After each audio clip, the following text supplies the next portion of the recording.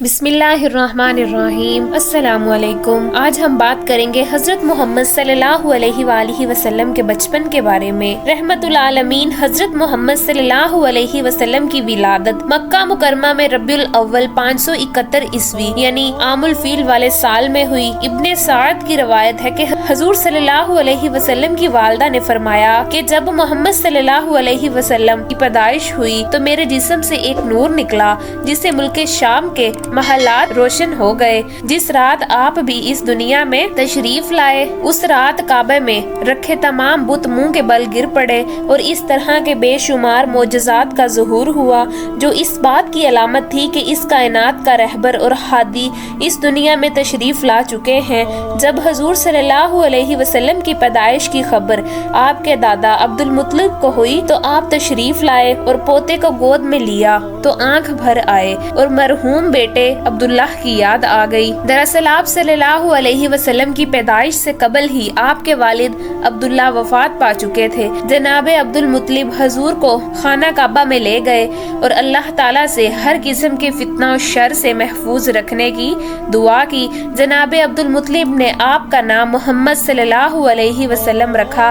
محمد حضور صلی اللہ علیہ وسلم نے 3 دن تک اپنی والدہ بی بی آمنہ کا دودھ پیا اور پھر ابو لہب کی باندھی صوبیہ نے آپ کو دودھ پلایا۔ عربوں میں رواج تھا کہ پرورش کے لیے شیر و خوار بچے کو بھیج دیا جاتا تھا تاکہ دیہات کے صاف آب و ہوا اور قدرتی غذا کے ذریعے ان کی اچھی طرح پرورش ہو۔ دراصل اس زمانے میں بنو سعد اور بنو بکر کی عورتیں مکہ آتی تھیں اور نومولود بچوں کو اپنے ساتھ پرورش کے لیے لے جایا کرتی تھی، لہٰذا جب بنو سعد قریش کے علاقے میں آئے تو عورتوں نے مالدار گھروں سے بچے کو گود لے لیا تاکہ انہیں زیادہ سے زیادہ مال و دولت اور انعام و کرام مل سکے۔ لیکن جب ان عورتوں نے بی بی آمنہ کے لال کو دیکھا، یہ پتا چلا کہ یہ بچہ یتیم ہے تو مال نہ ملنے کی امید سے آپ صلی اللہ علیہ وسلم کو کسی نے بھی گود لینے سے انکار کر دیا۔ انہی عورتوں میں دائی حلیمہ بھی تھی جو نہایت ہی غریب خاتون تھی اور ان کی اونٹنی بھی لاغر تھی۔ جب حلیمہ سعدیہ کی نظر حضور صلی اللہ علیہ وسلم پر پڑی تو محبت کا ڈھانٹا مارتا سمندر ان کے سینے میں معجزن ہو گیا، لہٰذا بی بی حلیمہ نے آپ صلی اللہ علیہ وسلم کو گود لیا اور اپنے قبیلے کی طرف چل پڑی۔ محمد صلی اللہ علیہ وآلہ وسلم کی گود میں آتے ہی برکتوں کا ظہور شروع ہو گیا۔ بی بی حلیمہ کی اونٹنی جو نہایت ہی کمزور تھی اس کے تھن دودھ سے بھر گئے۔ جب قافلہ دور پہنچا تو اونٹنی خوشی خوشی قافلے سے آگے آگے چلی جا رہی تھی۔ اس پر قافلے والوں نے پوچھا، اے حلیمہ یہ تیری ہی اونٹنی ہے یا کوئی اور؟ حلیمہ سعدیہ کے شوہر حارث نے بھی یہ سب محسوس کر کے اپنی زوجہ سے کہنے لگے کہ حلیمہ یہ تو بہت برکت والا بچہ ہے۔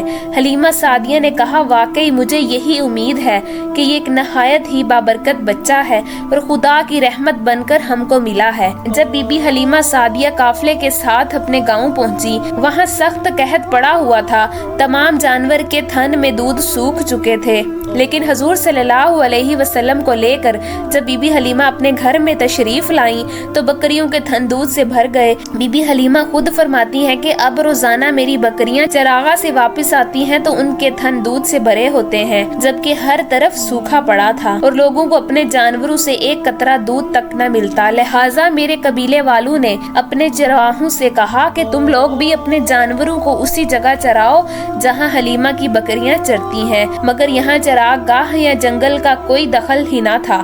یہ تو رحمت العالمین محمد صلی اللہ علیہ وسلم کی برکت کا فیض تھا جس کو میں اور میرے شوہر کے سوا میری قوم کا کوئی شخص نہیں سمجھ سکتا تھا۔ حضور صلی اللہ علیہ وسلم کے آنے کے بعد اللہ کی طرف سے بی بی حلیمہ مسلسل اضافے اور خیر و برکت کا مشاہدہ کرتی رہیں۔ حضور صلی اللہ علیہ وسلم کی ابتدائی 2 سال حلیمہ سعدیہ اور ان کے شوہر حارث کے گود میں گزرے۔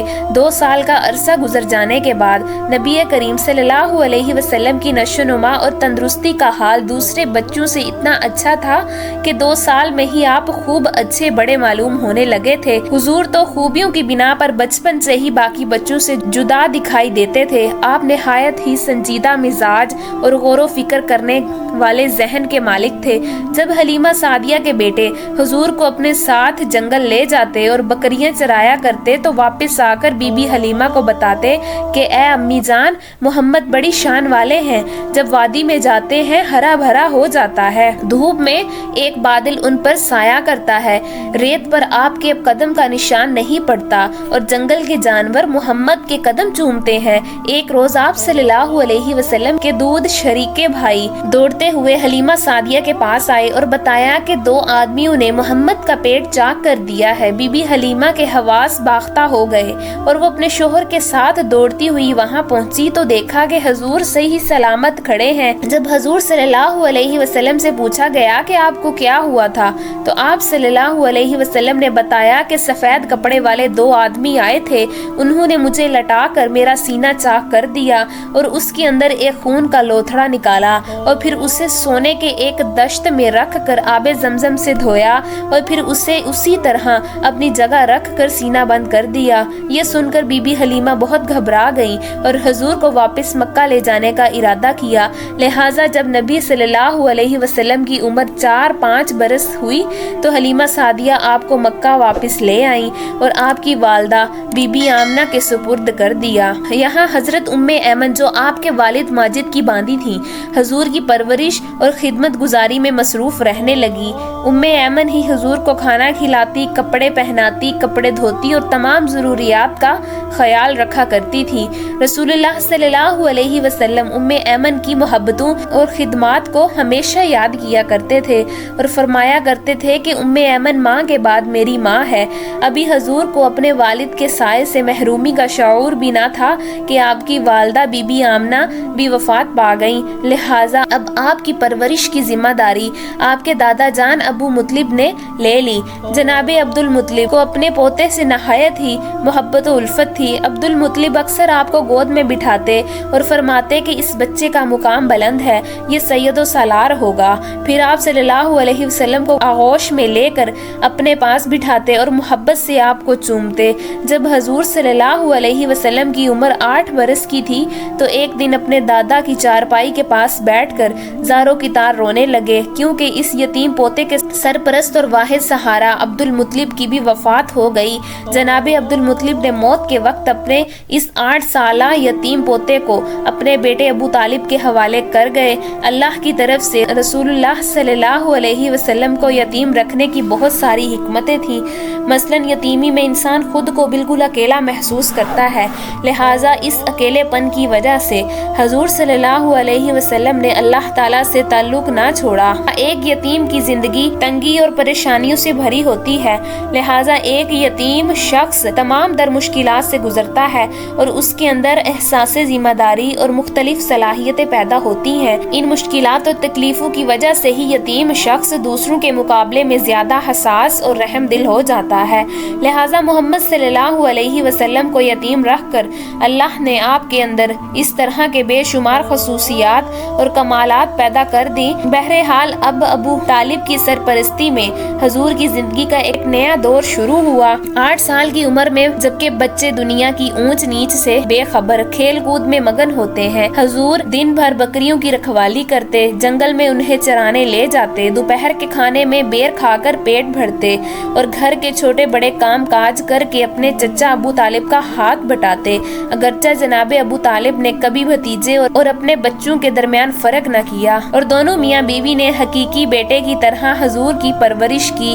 हुजूर 8-9 साल की उम्र में हर सुबह शहर से बाहर निकल जाते और शाम तक अकेले सहरा में रहते। अक्सर औकात खुले आसमान और बादलों पर नजर जमाए रखते और सूरज ढलने से पहले मवेशियों को लेकर वापस आबादी में लौट आते।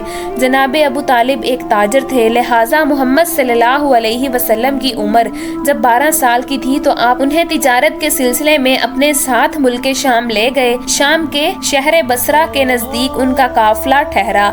रवायत है कि जिस जगह उनके कारवां ने पड़ाव डाला वहाँ बहीरा नामी एक राहिब रहता था। बहीरा ने देखा कि जिस दरख्त के नीचे काफिला ठहरा है उसकी टहनियाँ खुद ब खुद झुक गई हैं। उसने देखा कि एक 12 साल سال کا لڑکا قافلے میں شامل ہے جس پر بادل کا ایک ٹکڑا سایہ کیے ہوئے ہے۔ بحیرہ ایک عالم اور دانشور راہب تھا۔ وہ سمجھ گیا کہ یہ وہی موعود ہے جس کی بشارت ہماری کتابوں میں موجود ہے۔ وہ جناب ابو طالب سے ملا اور ان کو نصیحت کی کہ اپنے بھتیجے کی پوری نگرانی کریں، یہ وہی بچہ ہے جس کا ذکر آسمانی کتابوں میں ہے۔ بحیرہ نے ابو طالب سے کہا کہ انہیں یہاں سے واپس مکہ بھیج دو اور شام نہ لے جاؤ کیونکہ انہیں یہودیوں سے خطرہ ہے۔ لہٰذا جناب ابو طالب نے چند غلاموں سمیت حضور صلی اللہ علیہ وسلم کو مکہ واپس بھیج دیا۔ جناب ابو طالب کا بیان ہے کہ میں نے کبھی بھی نہیں دیکھا تھا کہ محمد نے کبھی کسی سے کوئی جھوٹ بولا ہو یا کبھی کسی کو دھوکہ دیا ہو یا کبھی کسی کو کوئی تکلیف دی ہو یا کبھی کسی کو بےہودہ بات کی ہو۔ حضور ہمیشہ خوش اخلاق، نیک اتوار، نرم گفتگو، بلند کردار اور اعلیٰ درجے کے پارسا اور پرہیزگار رہے۔ رسول پاک بچپن میں تمام بچوں سے مختلف طبیعت کے مالک تھے۔ آپ نے باقی بچوں کی طرح شرارتیں اور شوخیاں نہ تھیں، بلکہ آپ بچپن ہی سے اس کائنات کے نظام پر غور و فکر کیا کرتے تھے۔ حضور کی جس معاشرے اور سماج میں پرورش ہوئی اور جہاں آپ نے اپنے بچپن اور جوانی کا وقت گزارا، اس میں زناکاری، فحاشی، شراب نوشی، سود، ناچ گانا اور ہر قسم کی برائیاں زوروں پر تھی۔ ایسے معاشرے میں تمام تر برائیوں سے محفوظ رہنا اور کسی معمولی سے معمولی برے عمل سے اپنی سیرت کو داغدار نہ ہونے دینا، یہ ایک غیر معمولی بات ہے۔ امید کرتی ہوں کہ آپ کو ہماری ویڈیو اچھی لگی ہوگی۔ اگر آپ کو ہماری ویڈیو اچھی لگی ہے تو ہمارے ویڈیو کو لائک کیجیے اور ہمارے چینل کو سبسکرائب کیجیے۔ اجازت دیجیے، اللہ حافظ۔